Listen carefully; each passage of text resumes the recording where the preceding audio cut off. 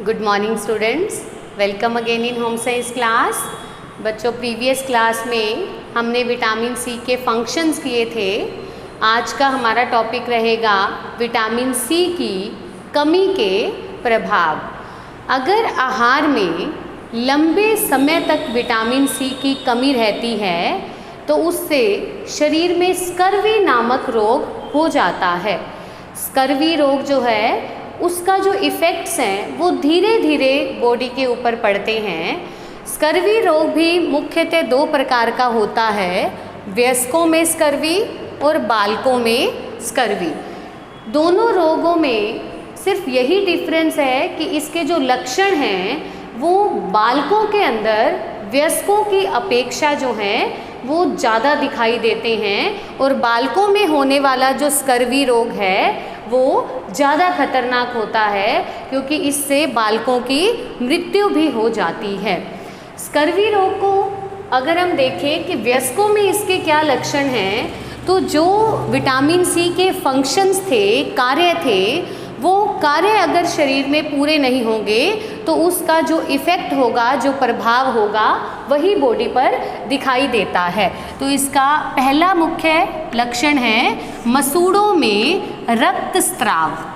हमने इसके कार्य में पढ़ा था कि विटामिन सी की कमी से, अगर विटामिन सी जो है आहार में नहीं होगा तो इसका मुख्य कार्य है इसके रक्त वाहिनियों को ये परिपक्व करता है।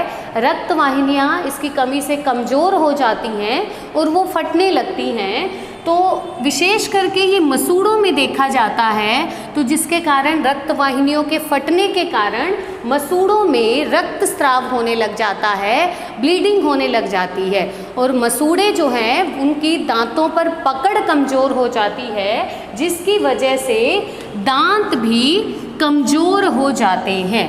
दांत कमज़ोर हो जाते हैं, मसूड़ों में से ब्लीडिंग होने लग जाती है, उनसे खून निकलने लग जाता है। नेक्स्ट आता है इसका लक्षण स्कर्वी का रक्त अल्पता। हमने पढ़ा था कि विटामिन सी की अगर आहार में कमी हो तो शरीर जो है वो आयरन को अवशोषित नहीं कर पाता। आयरन का अवशोषण विटामिन सी से प्रभावित होता है। तो विटामिन सी की कमी से रक्त अल्पता रोग भी हो जाएगा, क्योंकि शरीर आयरन का अवशोषण भी नहीं कर पाएगा और आयरन की कमी से रक्त अल्पता रोग हो जाता है। नेक्स्ट इसका लक्षण आता है कि घाव देरी से भरना। हमने पढ़ा था कि नई कोशिकाओं के निर्माण के लिए और नई कोशिकाओं के जो बंधन के लिए जो कोलेजन नामक पदार्थ की आवश्यकता होती है वो भी विटामिन सी से बनता है। अगर कोलेजन नामक पदार्थ नहीं बनेगा तो अगर कहीं चोट लगेगी तो घाव भी देरी से भरता है, क्योंकि कोशिकाओं के संयोजन के लिए कोलेजन नामक पदार्थ, सीमेंट जैसे पदार्थ की आवश्यकता होती है। नेक्स्ट आता है आंतरिक रक्तस्राव। शरीर के अंदर जो है रक्त वाहिनियाँ कमज़ोर होने लग जाती हैं, वो फटने लग जाती हैं, जिसकी वजह से आंतरिक शरीर के अंदर ही ब्लीडिंग होने लग जाती है, रक्तस्राव होने लग जाता है, जिसका असर दिखता है त्वचा पर। त्वचा पर छोटे छोटे रेड कलर के चकत्ते बनने लग जाते हैं, क्योंकि शरीर के अंदर ब्लीडिंग होना शुरू हो जाती है। नेक्स्ट आता है जोड़ों में दर्द।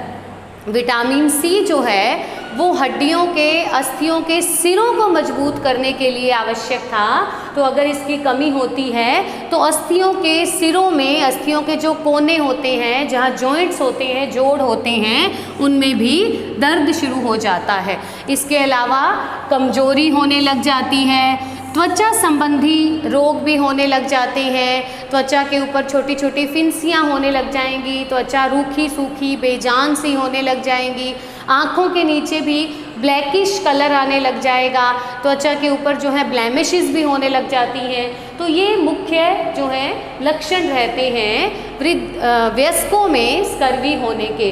कमजोरी फील होगी तो व्यक्ति का काम करने का मन नहीं करेगा, वो थका थका सा फील होता है। भरपूर नींद लेने के बावजूद भी व्यक्ति में आलस्य जो है वो भरा रहता है। तो ये लक्षण हैं वयस्कों में स्कर्वी के। नेक्स्ट आता है बालकों में स्कर्वी। आपको पहले ही बताया है कि बालकों में जो स्कर्वी है वो वयस्कों में स्कर्वी से भी अधिक हानिकारक होता है, क्योंकि बालकों में स्कर्वी रोग के कारण बालकों की मृत्यु भी हो जाती है। क्योंकि अगर बालकों में आंतरिक रक्तस्राव होने लग जाता है तो उसके कारण बच्चों की डेथ होने के चांसेस बढ़ जाते हैं। तो बालकों में स्कर्वी के मुख्य लक्षण आते हैं भूख ना लगना। अगर बालकों में विटामिन सी की कमी है तो बालकों को भूख नहीं लगती, जिसके कारण वो पर्याप्त आहार नहीं ले पाएंगे और उनकी वृद्धि और विकास पर इसका असर पड़ेगा। 6 माह तक बालकों को स्कर्वी रोग नहीं होता। 6 माह के बाद अगर बालकों के पूरक आहार में ताजे फल और सब्जियों का शामिल ना किया जाए तब बालकों में यह रोग होता है। 6 माह तक बालक को केवल माँ का दूध दिया जाता है तो उन्हें स्कर्वी रोग नहीं होता, क्योंकि माता के दूध में वो सभी पोषक तत्व होते हैं जिसकी बालकों को आवश्यकता होती है, तब बालकों को स्कर्वी रोग नहीं होता। लेकिन जब बालक पूरक आहार पर आते हैं तब उनके आहार में अगर हरी सब्जियां और विटामिन सी युक्त भोज्य पदार्थ नहीं हैं तब उनमें ये लक्षण देखे जाते हैं कि बालक को भूख नहीं लगती और वो चिड़चिड़ा सा हुआ रहता है, कमजोरी फील करता है।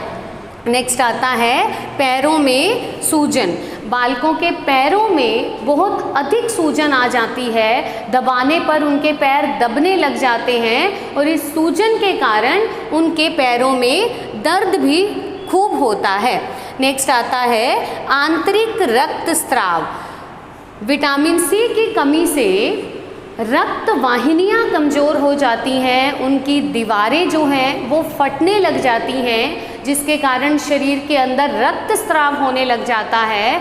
और अगर ये रक्तस्राव अधिक होने लग जाए तो बालक की मृत्यु भी हो सकती है। नेक्स्ट आता है त्वचा संबंधी रोग। बालकों की त्वचा पर छोटी छोटी फिंसियाँ होने लग जाती हैं, दाने होने लग जाते हैं, त्वचा रूखी सूखी और बेजान दिखने लग जाती है। नेक्स्ट आता है मसूड़े फूल जाना। मसूड़े जो हैं उनमें भी उनकी जो ऊपरी लेयर के नीचे जो रक्त वाहिनियाँ होती हैं वो भी फटने लग जाती हैं, उनसे रक्तस्राव होने के कारण जो है मसूड़े बैंगनी कलर के दिखने लग जाते हैं, फूले हुए से होते हैं और उनमें से खून निकलने लग जाता है, ब्लीडिंग होने लग जाती है, जिसके कारण उनमें जो है पस भर जाती है और बालकों के मुंह से भी बहुत अधिक बदबू आती है। नेक्स्ट आता है स्कोरब्यूटिक रोसेरी। इस अवस्था में बालकों की जो वक्ष स्थल की हड्डियां हैं वो हड्डी अंदर की तरफ दबने लग जाती है और इस रोग को कहते हैं स्कोरब्यूटिक रोसेरी। नेक्स्ट आता है अस्थियों में सूजन। अस्थियों में रक्त इकट्ठा होने लग जाता है और बालकों की हड्डियां फूलकर सूजी हुई सी दिखने लग जाती हैं। नेक्स्ट है घाव देरी से भरना। अगर कहीं चोट लगती है तो घाव को भरने के लिए कोलेजन नामक पदार्थ की आवश्यकता होती है। संयोजी ऊतकों को आपस में मिलाने के लिए एक सीमेंट जैसे पदार्थ की आवश्यकता होती है। वो पदार्थ विटामिन सी की कमी के कारण नहीं बन पाता है, जिसके कारण अगर कहीं चोट लगती है तो घाव भी देरी से भरते हैं। तो ये मुख्य लक्षण हैं स्कर्वी के। नेक्स्ट बात आती है कि विटामिन सी प्राप्ति के साधन क्या क्या हैं। हमने प्रीवियस क्लास में पढ़ा था कि इसकी अधिकता के प्रभाव तो नहीं देखे जाएंगे क्योंकि ये जल में घुलनशील विटामिन है। जल में घुलनशील होने के कारण ये शरीर में रुकता नहीं है, तो इसकी अधिकता के इफेक्ट नहीं दिखते, ये शरीर से उत्सर्जित हो जाता है। तो प्राप्ति के साधन में अगर हम देखें तो विटामिन सी मुख्य रूप से जो है वो आंवले और अमरूद में पाया जाता है। आंवला और अमरूद विटामिन सी प्राप्ति के बहुत ही उत्कृष्ट साधन हैं, बहुत ही अच्छे साधन हैं। इसके अलावा जितने भी खट्टे और जूसी फल हैं, जैसे कि मौसमी है, संतरा है, किन्नू है या फिर नींबू है, इनमें भी विटामिन सी अच्छी मात्रा में पाया जाता है। अनानास में भी, पपीता में भी, पका हुआ जो पपीता है, मैंगो में भी ये अच्छी मात्रा में पाया जाता है। हरी पत्तेदार सब्जियों में भी विटामिन सी बहुत अच्छी मात्रा में पाया जाता है। हरी पत्तेदार सब्जियों में विशेष करके जो सहजन की पत्तियां हैं, उनमें विटामिन सी प्रचुर मात्रा में पाया जाता है। इसके अलावा अगर दालों और अनाजों को अंकुरित कर लिया जाए, तब उनमें भी विटामिन सी एनरिच हो जाता है, आ जाता है, बढ़ जाता है। तो स्प्राउट्स जो होते हैं उनमें भी विटामिन सी अच्छी मात्रा में पाया जाता है। और ये एक ऐसा विटामिन है जिनकी हमें डेली रिक्वायरमेंट है। जो भी जल में घुलनशील विटामिन होते हैं उनकी आवश्यकता हमें दैनिक रहती है। हम उनको अधिक मात्रा में एक दिन लेकर अगले दिन उनका उपयोग नहीं कर सकते। तो पर डे हमारे आहार में विटामिन सी के लिए नींबू का रस और आंवला जो है हमें शामिल करना चाहिए। Thank you.